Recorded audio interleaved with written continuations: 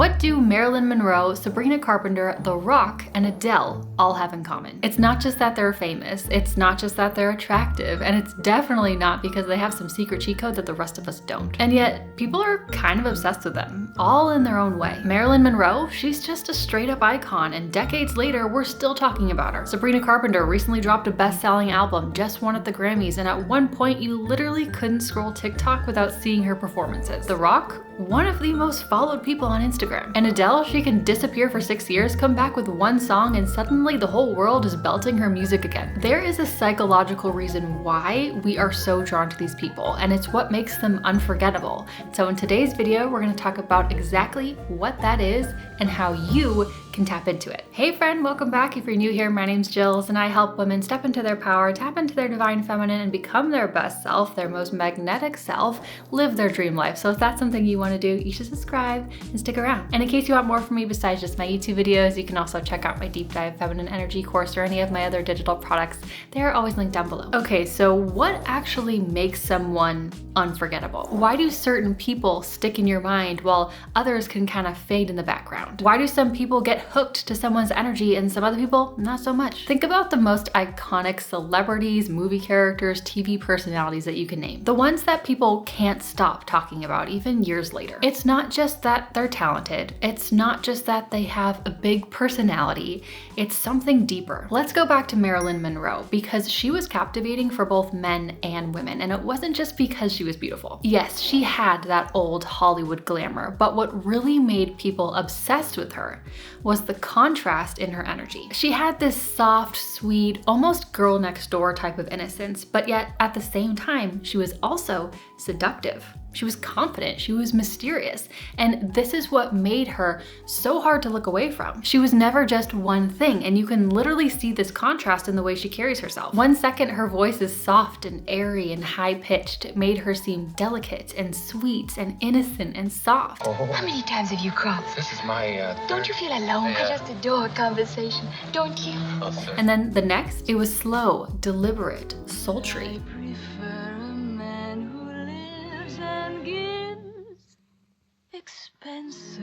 One moment she'd look at you with those big doe eyes, she'd giggle, she'd tilt her head, she'd draw you in with her playful, innocent energy. But then you'd see her move her body with confidence and presence. She knew how to swing her hips, she knew how to let her presence linger. In movies she'd play this dumb blonde, but you'd realize that she wasn't dumb at all. She was actually pretty smart, and she was always in control of what was going on. And that's the thing, Marilyn's magnetism wasn't just about beauty. It was about the fact that she knew how to blend opposites in a way that made people addicted to her presence. Soft and strong, sweet and seductive, playful and confident, innocent and yet completely aware. Now, how does this tie into someone like The Rock? Because let's be honest, he's about as far from Marilyn Monroe as you can get. He's this bald dude who's completely jacked. He was a pro wrestler. He's this big tough guy. He's in all these action movies. You see him jumping off of skyscrapers in movies, and yet he has that same magnetic effect.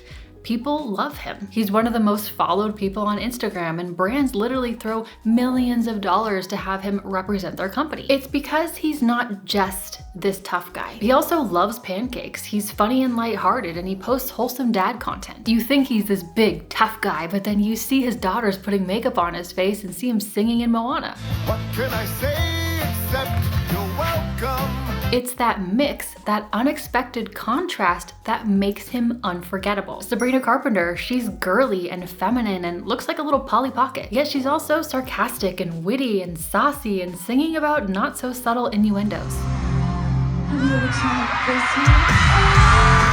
And then there's Adele. She'll have you sobbing over lost love one moment, and the next she's cracking jokes and swearing like a sailor. It's an absolute honor to be here today in full glam at 8 a.m. on a Thursday morning. She's elegant, dramatic, the queen of heartbreak anthems, yet she's also loud and hilarious and could absolutely have a side career in stand-up comedy. Oh, you flew Spirit. Oh, as if I've been on a Spirit flight. I just heard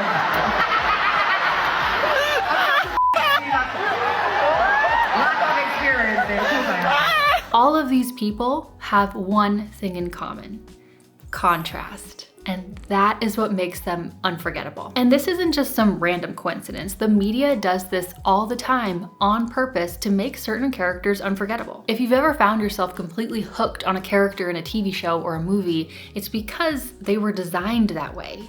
Producers and writers know that contrast keeps people obsessed. Think about some of the most legendary TV and movie characters. Why do we love them? It's because they're never just one thing. They have layers to them. They have depth to them. There's something that keeps you hooked. Jack Sparrow in Pirates of the Caribbean, he is an iconic movie character, and he is this chaotic, drunken mess, yet also intelligent and always 5 steps ahead. This is either madness or brilliance. It's remarkable how often those two traits coincide. Elle Woods in Legally Blonde, always an icon, right? She's this blonde, bubbly, pink-wearing sorority girl. We see her in the beginning as this typical dumb blonde, yet she studies her butt off. She gets into Harvard. What, like it's hard? And outsmarts everyone in her class at the end of the day and solves the big case that no one else could. Oh my god. Oh my God. Oh my God. Elle, how did you know that Katney was lying? Because she's brilliant, of course. And this contrast is why we love her. It's because she doesn't fit the mold of what we initially expect. Blair Waldorf in Gossip Girl. She's elegant, polished, always in control, but also ruthless when she needs to be. You need to be cold to be queen. You can't make people love you, but you can make them fear you. She can be cold, calculating, completely cutthroat, yet at her core, she's the biggest romantic. 3 words. 8 letters.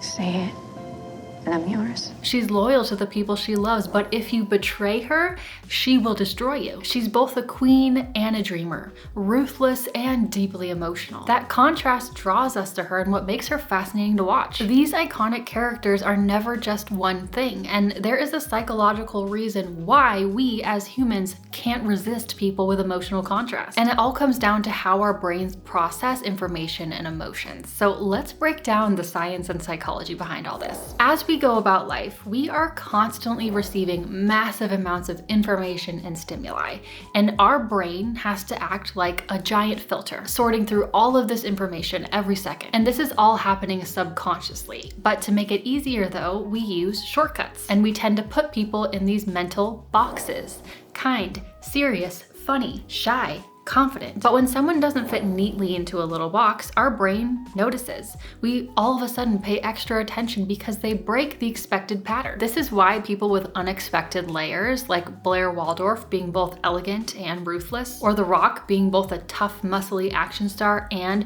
a wholesome, pancake-loving dad, stand out more than people who are just one thing. They break the pattern, and that makes our brains kind of wake up and pay attention. And when we wake up and experience something new or surprising or unpredictable, we release dopamine, that feel-good chemical that we all love. This means that people who keep us guessing and who show different sides to themselves naturally make us more engaged. If someone is too predictable, our brain gets bored and kind of starts to tune them out a little bit. But if they surprise us, even in small, tiny ways, we can start to get hooked. Or at least we notice, and that is why certain celebrities and TV characters are so addictive to watch. They constantly challenge our expectations, and our brain loves that. And when someone has these contrasting traits, it almost creates this sort of mental puzzle that we want to solve. How can someone be both ultra feminine and fiercely ambitious, sweet and sharp, innocent and seductive? Because it doesn't immediately make sense, our brain keeps thinking about them, making them unforgettable. This is why Marilyn Monroe wasn't just pretty. If she were just beautiful, then eventually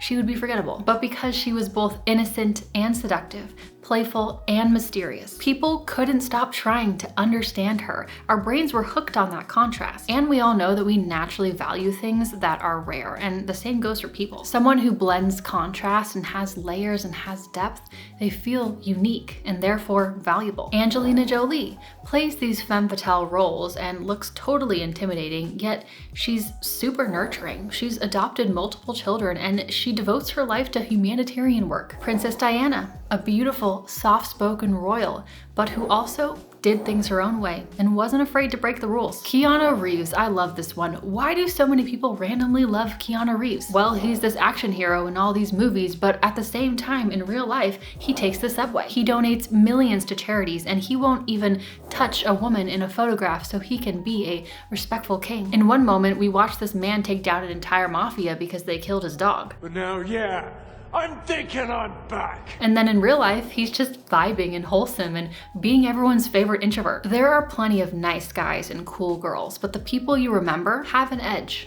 They feel unique, and they naturally embrace contrast. Now that we know why contrast makes someone unforgettable, let's talk about how this plays out in romance and dating and love and relationships, because whether we realize it or not, we are naturally romantically drawn to people who have emotional contrast too. This is why women are not very attracted to the nice guy, but love the gentleman.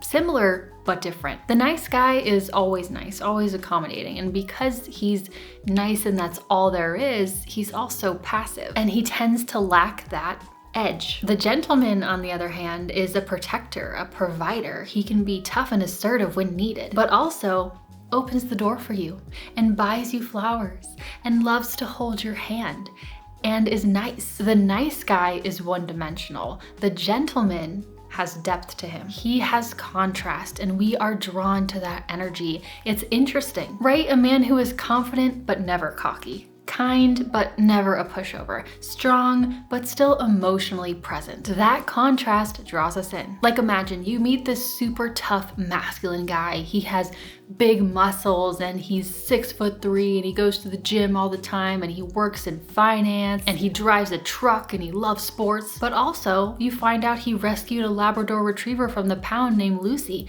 and he takes her to the dog park every single day after work. Oh, and also he cooks. All of a sudden that man is intriguing. Once you add in that contrast, you're fascinated, and the women that men tend to be the most enamored with also have that depth and that contrast to them too. For example, you're nice, but not too nice, meaning you have kind, warm energy, but you also have a little bit of sass, a little bit of playfulness, a little edge. You're soft, but not passive. You can be nurturing and receptive, but you also still have your own thoughts, opinions, and boundaries. You're mysterious, but also inviting. You let him in emotionally. You're not cold and aloof, but he also feels like there's always more to learn about you. You still have your own life and still do your own thing sometimes. You're feminine, but also independent. You love receiving. You love having a partner. You love love. You love having him take care of you, but you don't need him to complete you. Contrast. And when you have this contrast, you are no longer predictable. You are no longer boring, and you will draw him in. The girl who's effortlessly kind and grounded, but still sassy and playful.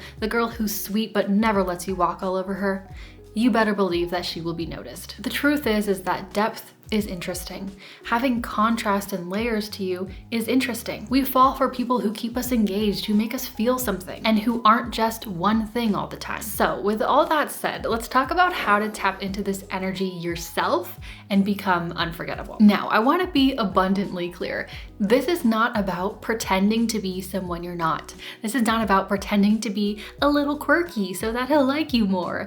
No, but here's the thing. Many people try to fit into a single box because they feel like they have to, or they feel like it makes them more likable. But this actually makes you more forgettable. The truth is that you are already multifaceted. You already have depth. You already have contrast. Every human being naturally has different sides to themselves, but most people suppress parts of themselves because it doesn't fit into this nice little neat tidy box. So you don't have to create contrast or fake it. It's already there inside you. Think about it. You might be both deeply kind and incredibly sharp-witted. You might be naturally nurturing, but also fiercely ambitious. For me, I'm naturally very feminine and soft in many ways, but also in other ways, I can very much be a tomboy. I love deep conversations and can be super introspective, but at the same time, I also love to laugh. I can be quick-witted and sarcastic, and I don't really see the point in doing life if you can't make things at least a little bit funny. This was actually something that my husband told me once he really got to know me. He was like, you're very shy and quiet and soft, but also you have the most, quote, epic one-liners, and you're secretly really funny. That contrast surprised him and made me more interesting to him, I think. Now, I'm not saying that I have this perfect magnetic energy, but what I do know is that embracing all the different parts of myself instead of suppressing parts of myself has made me feel more authentic, more confident, and has helped me be more captivating. The problem is most people suppress one side of themselves because they think that they have to pick a lane. But the most unforgettable people, they don't choose. They embrace all of it. And they do so confidently confidently. They just own it. Oh, I want to be an elegant woman, so that means I can't do woodworking. Oh, I love to be funny and make people laugh, so that means that I can't ever get serious and show real emotion. I just can't go there. A lot of people dim parts of their personality because they're afraid of being seen as inconsistent. But one day you might feel light and soft and playful and airy, and the other day you might feel serious and introspective. Both are valid, and both are part of what makes you unique. And the more that you try to stick to one version of yourself, the more you suppress your natural magnetism. So instead of thinking, what type of person should I be? Start asking, what parts of me have I been holding back? And how can I embrace the natural contrast that's already within me? Think about two qualities that seem opposite in you. How can you own both instead of suppressing one? So what I am trying to say is that we are all naturally multifaceted. We all naturally have contrast, but we suppress it. And you want to know one of my favorite ways to bring all of you to life and to be your most magnetic self?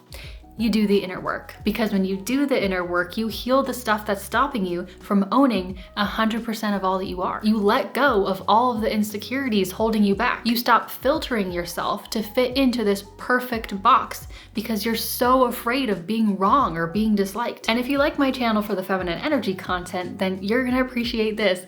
This is all about just bringing your light and dark feminine energy to life. When you do the inner work to feel comfortable in both your light and dark feminine energy, that is when you just naturally and effortlessly become a woman of contrast and intrigue. That light feminine energy is your soft side, your nurturing side, your playful side. It's kind, it's warm, it's open, it's receptive, it loves beauty and aesthetics. That dark feminine energy is your saucy side. It's your mystery, your seduction, your confidence, your boundaries, your power, your edge. It's the part of you that is untamed. The most captivating women embrace both. And once you learn how to own all of the different parts of yourself confidently, you become unforgettable. Now, if you want to take this even deeper and learn more specifically about light or dark feminine energy, this video is more about light feminine energy and this video is all about dark feminine energy. So take your pick, maybe watch both, but I think that they'll both be incredibly helpful. So I'll see you in one of these, or I'll just see you next time. Thank you so much for watching. Bye.